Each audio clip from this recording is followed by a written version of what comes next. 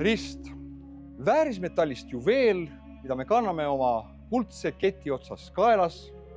Neoontuledes ristid kirikutel, kunstipäraselt disainitud ristid mosaiikidel, maalides. Kuid tegelikkuses oli rist ja ristisurm kaugelt kaunitest kunstidest. Selle julma toimingu detaile kirjeldades kõneleb kroonik Josephus Flavius, et see oli sedavõrd piinarikas, et sageli eelistasid karistatavad selle asemel keelatud enesetappu. Kui Jeesus ristiga Golgatale jõudis, oli ta juba 36 tundi magamata. Teda oli veetud mööda linna ühest kohtust teise, mõnitatud, pilgatud, pekstud, alandatud. Enne seda oli lisandunud Getsemani aias hematidroos, meditsiiniline diagnoos ülekurnatusele, mille põhjustajaks vaimne ja psüühiline sisemine ülepinge. Ristisurma mõistetud sunniti ise kandma seljas rasket põiklati kuni hukkamispaigani. See aga ei olnud juba niigi viimase piirini viidud Jeesuse kehale enam jõukohane ja juhuslik mööduja Simon Küreneest pidi jätkama Jeesuse risti kandmisega kuni temale määratud hukkamiskohani. See risti põikpuu oli umbes tänase raudteeliipri raskune, kare, tahumatu. Kujutage ette Jeesuse selga, mis oli juba rooskadega kartulipõllus sarnaseks küntud. Milline valu see võis olla, kui see vastu tema haavades selga hõõrus. Iga samm oli kirjeldamatu piin.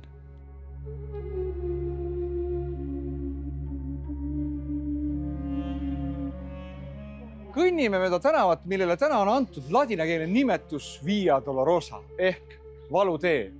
See tee märgistab täna teekonda, mida mööda Jeesus taarus kord ristiga. Aga kui me oleksime seisnud praegu just selles samas kohas 2000 aastat tagasi, oleksime näinud endast selja taga 4 kõrge kandilise nurgatorniga Antonia kindlust, kus arvatavasti toimus Jeesuse hukkamõistmine Pilatuse poolt ja kus ta asus teele, oma valuteele, nagu me just eelmises episoodis seda kirjeldasime.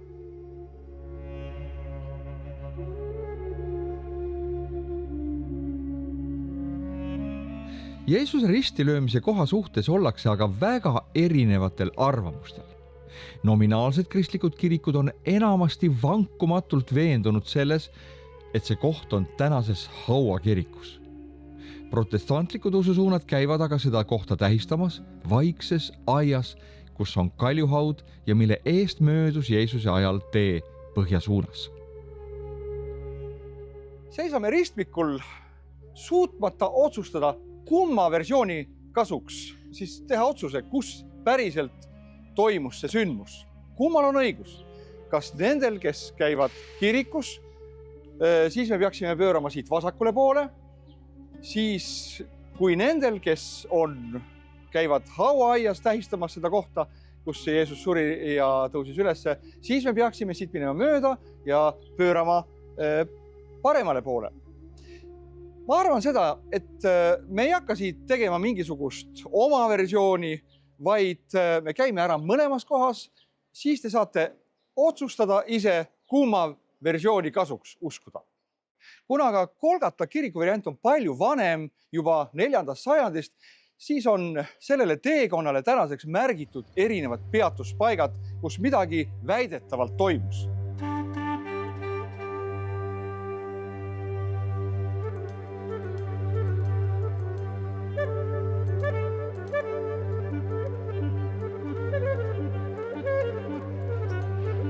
Siin on Via Dolorosa jaam, kus Jeesus olevat kõnetanud nutvaid naisi. Jeruusalemma tütred, ärge nutke mind, vaid nutke iseendid ja oma lapsi. Sest vaata, päevad tulevad, mil üteldakse, õndsad on sigimatud ja ihud, mis ei ole ilmale kandnud ja rinnad, mis ei ole imetanud.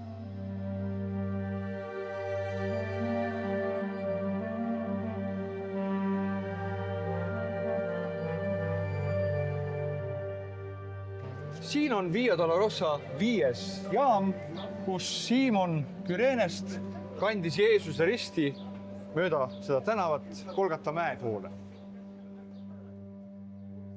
Via Dolorosat mööda edasi minnes on sellel veel hulgaliselt tähiseid või jaamu, kuid evangeeliumi sõnumid ei maini neid, vaid hüppavad koheselt edasi ristilöömispaika Golgatal. Siseneme sellesse algselt Konstantinus Suure poolt ehitatud hauakirikusse, kus pärimuse kohaselt asetses Golgata kalju ja hauakoobas. Selle koha ajalugu saab oma alguse keiser Konstantinuse ema Helenast, kes tuli umbes 300 aastat pärast Jeesuse surma Jeruusalemma ja ühe vana juudi mäletamise järele määras selle koha, kuhu ehitatigi peatselt ka esimene Püha Haua kirik.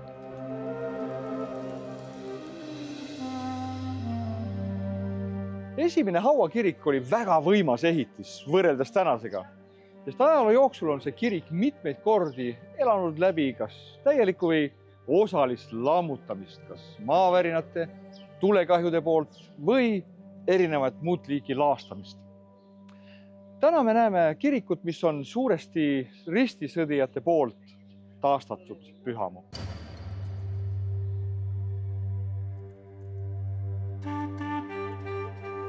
Selles kirikus on palju kabeleid ja saale, mida jagavad omavahel 6 erinevat üksteisega konkureerivat denominatsiooni. Sooviks selle kiriku aukartust äratavale ajaloole lisada veel ühe väga huvitav fakti, et juba 1000 aastat avab ja suleb selle uksi üks ja sama Araabia perekond Nusseiba, keda volitas selleks moslemite kaliif isiklikult.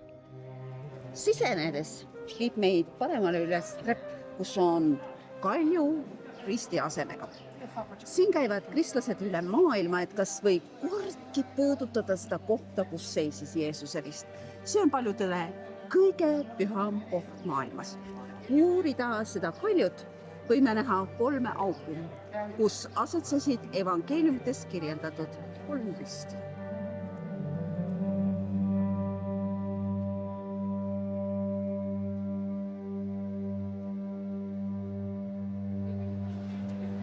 Trepp viib üles meid siis Golgata mäele, kus usutakse, et oli Jeesuse rist ja kus siis Jeesus ja 2 röövlit rippusid ristil.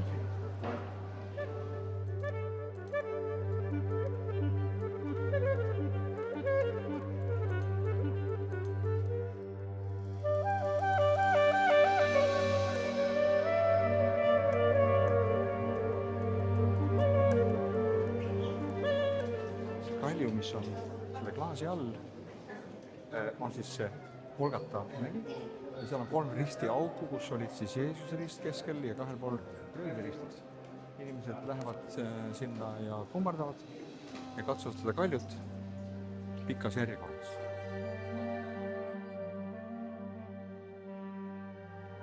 Nüüd me läheme selle haua ediküli juurde, kus siis olevat Jeesuse haud olnud. Seal sees, sinna sisse me muidugi ei pääse seekord, aga me lähme vaatama seda, käime seal ringi natukene ja selline see paistabki.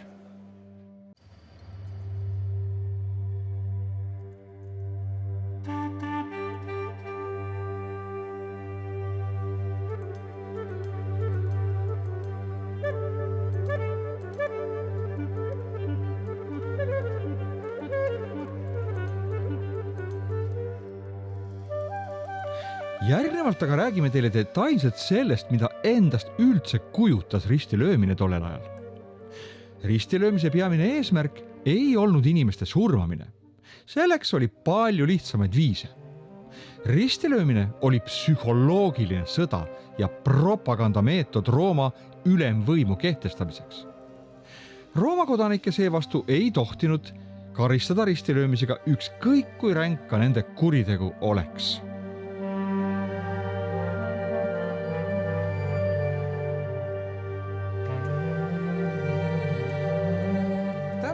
Aga on selle sümboliks kristlikes kogudustes armulaua leiv, mida me murrame, sest Jeesuse ihu tõepoolest rebiti rooskadega tükkideks.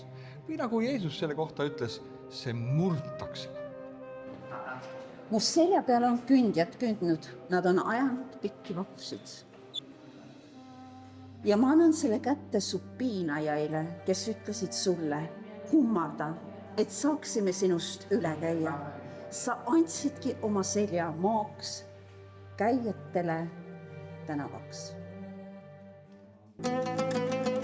Ristilöömine oli hirmutamise taktika. Nähes jubedates piinades ristil rippuvaid surma-agoonias õhku ahmivaid inimesi, läks enamusel möödujatest ilmselt koheselt ära igasugunegi mõte Rooma võimudele vastuhakkust. Ristilöödavalt võeti seljast kõik riided.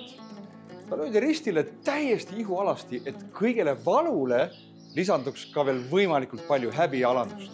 Mehed löödi ristile näoga rahva poole, naised aga näoga vastu risti. Jeesuse kuue üle mängisid roomlased liisumängu. Miks?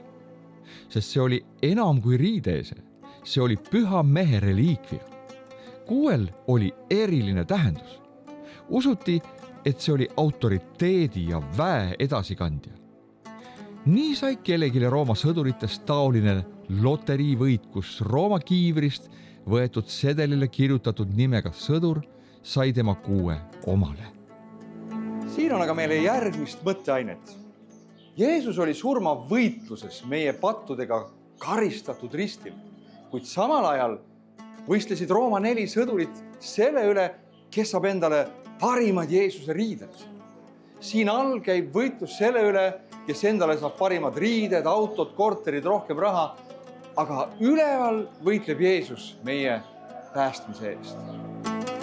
Hukkamõistetu käed sirutati maas olevale põiklatile ja randmetest löödi läbi 12 sentimeetrised naelad. Seejärel tõsteti süüdimõistetu köitega üles vertikaalpuu külge ja lasti kukkuda ristil auku, mille tagajärjel sageli süüdimõistetu õlaliigesed hüppasid välja oma pesadest. Seejärel löödi jalad naeltega püstpuu külge, nii et jalatalad asetati vastu posti. Ristilööjate osavus seisnes naeltega löömises läbi käte ja jalgadega. Seda tuli teha juveliiri osavusega, nii et naelad ei läbistaks olulisi veresoone ja ohver piinleks ristil võimalikult kaua.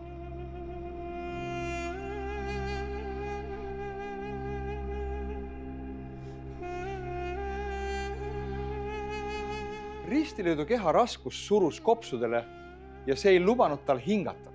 Selleks, et hukatu saaks hingata, pidi ta ennast toetuma naeltest läbistatud jalgadele ja suruma läbi valu oma keha üles. Kui valu jalgades läks aga väljakanatamatult suureks, kukkus ta taas rippuvasse asendisse. Selline üles-alla kõlgutamine, selle tulemusel venisid ristilöödu käed üle 10 sentimeetri pikemaks.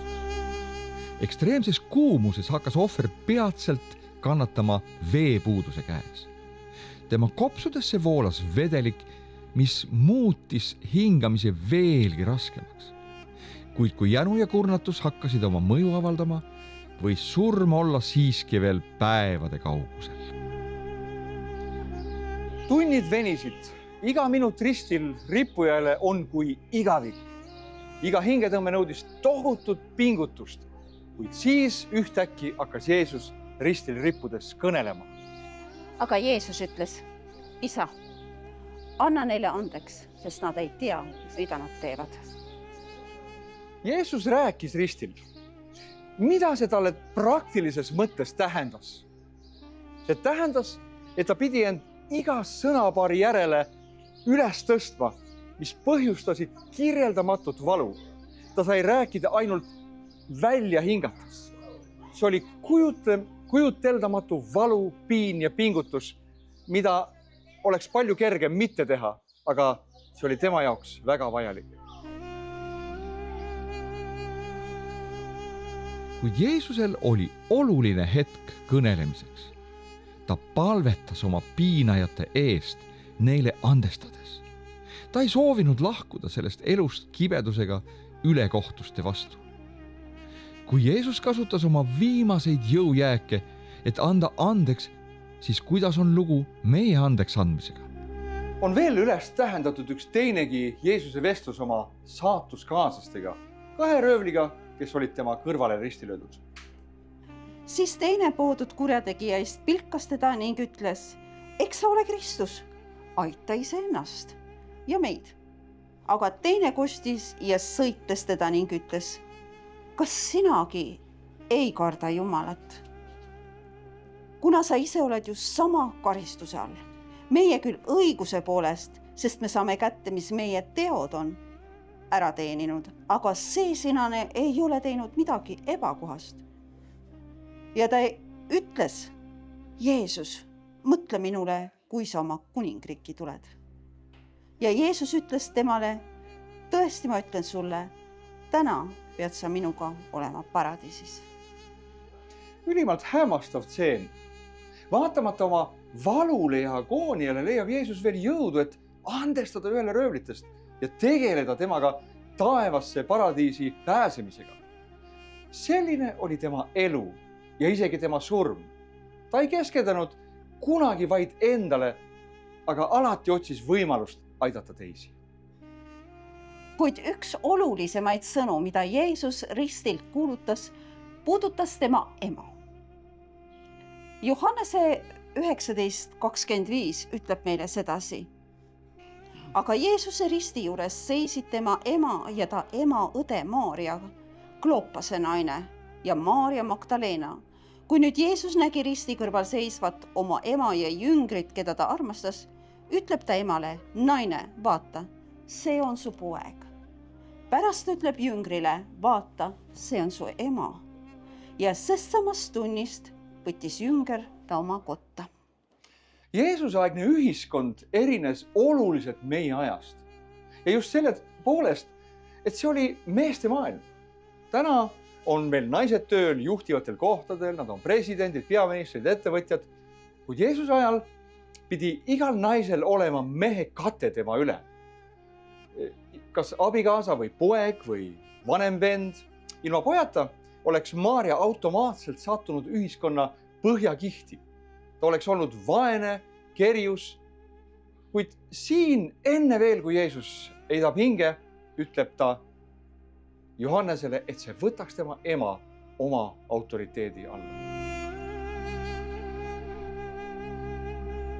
Jook, mida Jeesusele pakuti lausa 2 korral, oli tegelikkuses teatud mõttes narkootikum või kodukootud valuvaigisti. Üks grupp heasüdamlikke naise valmistas seda, et leevendada süüdi mõistetute kirjeldamatuid piinu. Jeesus aga keeldus sellest, sest ta pidi jooma ise oma karika lõpuni. Ristisurma diagnoosid olid erinevad. Mõned surid aeglase lämbumise tulemusel, kuna ei jõudnud endid enam hingamiseks üles vinnata. Teised surid mürgistusse, mida põhjustas verre kogunenud süsihappegaas. 3. südamerabandusse. Sarnaseid kirjeldamatuid piinu ja valu koges Jeesus, kui ta lihaks pekstud selg hõõrus mitu tundi vastu karust risti püstpuud. Ta koges kõiki neid samu piinu, mida me kirjeldasime, kuid suurim piin oli tema vaimus. Tema peale asetati kogu maailmapatt, mis lahutas teda esimest korda oma eksistentsi jooksul elavast Jumalast, oma isast. Aga 6. tunnil tuli pimedus üle kogu maa 9. tunnini ja 9. tunnil kisendas Jeesus suure häälega ning ütles Eli, Eli, lema sabachthani. See on mu Jumal, miks sa mind oled maha jätnud? Ta suri kogu maailma eest. Ta suri kogu Jeruusalemma linnarahva ees, alasti, moonutuseni piinatuna, häbistatuna, viimase piirini alandatuna, oma lähedaste poolt hüljatuna.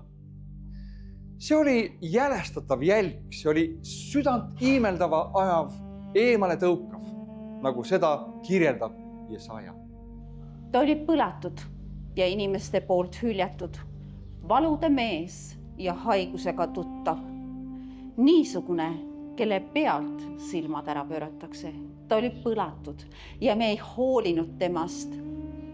Meie aga pidasime teda vigaseks, Jumalas nuhelduks ja vaevatuks. Seda nägid inimesed risti surmas.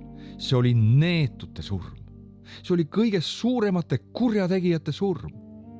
Jeesus oli sel hetkel maailmas suurim patune, kelle peale oli asetatud kõikide inimeste patud Aadamast kuni viimase inimese sooritatud patuni.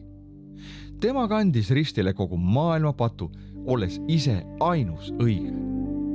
Kui tõusis vajadus ohvri surma kiirendada, purustati suure haamriga ristile rippujate sääreluud, et nad ei saaks ennast enam hingamiseks üles tõsta ja seetõttu suri hukatu lämbumise tagajärjel. Jeesuse luid aga ei murtud, sest kui sõdur tema küljesse odaga lõi, siis väljus sealt vesi ja veri, tunnistades tema surma. Miks? Selleks oli 2 põhjust. Seda oli ju tema kohta prohvetlikult ette ennustanud Taavet. Ta hoiab kõiki tema luid liikmeid. Ükski neist ei murdu. Teiseks, Jeesus oli otsene paasatalle võrdum.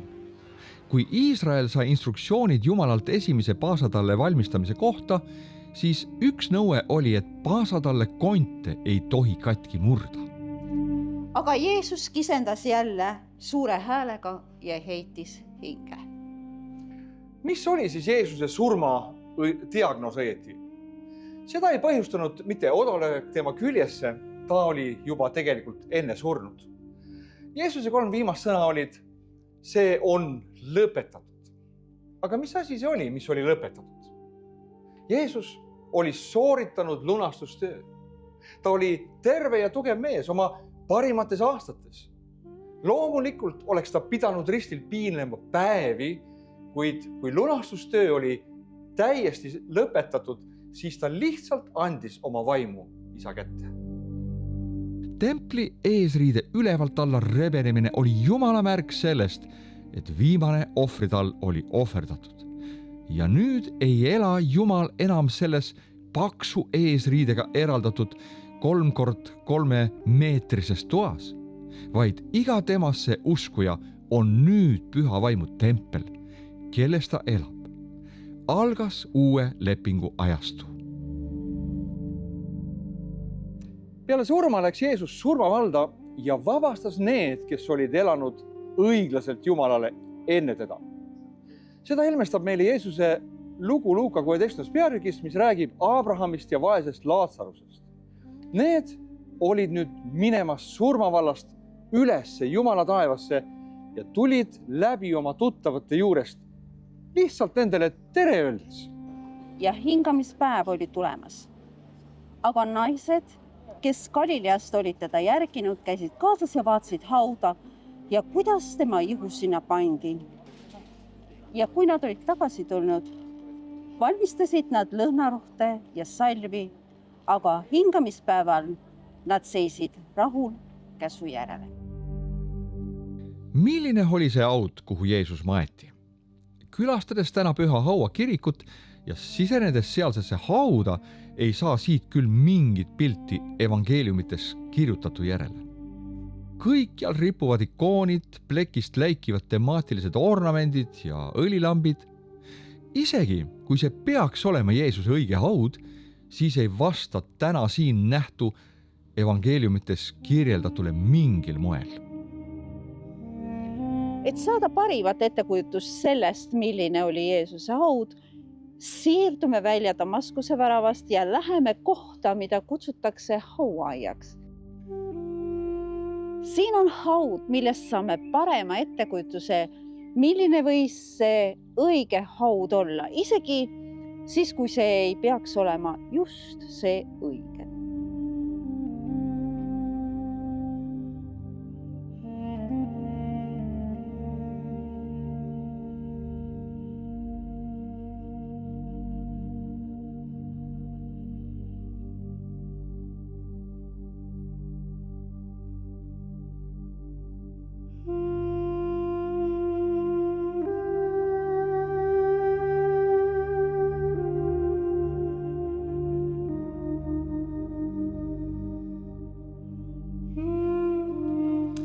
see oli selline kaljusse raiutud haud, perekonnahaud, nagu just see siin.